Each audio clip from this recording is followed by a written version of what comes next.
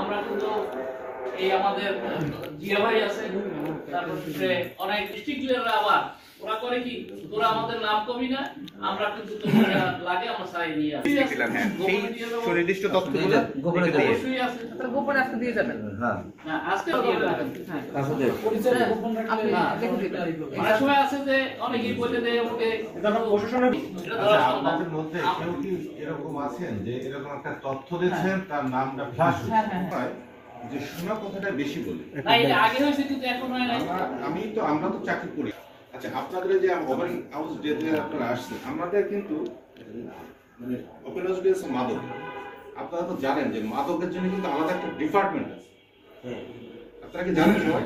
কিন্তু আমরা এখন এর সাথে মাদকটা আমরা মানে স্পেশালি ভাবে দেখি। আমাদের আপনারা কি যে মাদক দ্রব্য আমাদের চেনাই যায় না, এই মাদকটা বন্ধ হয়ে যাবে, প্রচুর সিস্টেম এটা বন্ধ হবে। এটাও আমার মনে হয় কিছু বার আমি কিন্তু আমার টিম নামাই দিচ্ছি। আমরা তো এইটাই ই করতেছি যে ওর ধরিয়ে দিই, ওদের অন্য কিছু চালাতে 2 দিন পরে ওর বাইরেই যায়। এখন আবার তাই শুরু করে। এখন শুনেন, জামিন, জামিন কাকে বলে, জামিন কেন হয় এটা জানেন আপনারা? আইনের ধারা তো দাবি করে। হ্যাঁ, আপনাদের সাথে সবাই আজকে আমার প্রথম দেখা হলো, খুব ভালো লাগলো।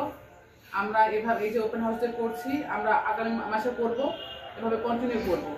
তো আজকে আপনারা আজকে যে সব তথ্যগুলো দিলেন, আমাদের অফিসার ইনচার্জ তিনি অলরেডি আপনাদের কিন্তু কোশ্চেনগুলো উত্তর দিয়ে গেছেন। কিছু লোক আমি থানায় নিয়ে আসি, আনার পর ওদের গার্ডিয়ানকে আমি সংবাদ দিছি।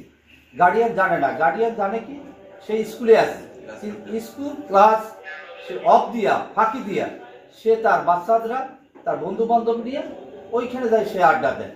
এই বাচ্চারা প্রকৃতির পক্ষে সে টাইমলি ক্লাস করে কিনা, সে টিউশনি দিচ্ছেন সে করে কিনা, ফাঁকি দেখেন, এটা আপনার খেয়াল রাখতে হবে।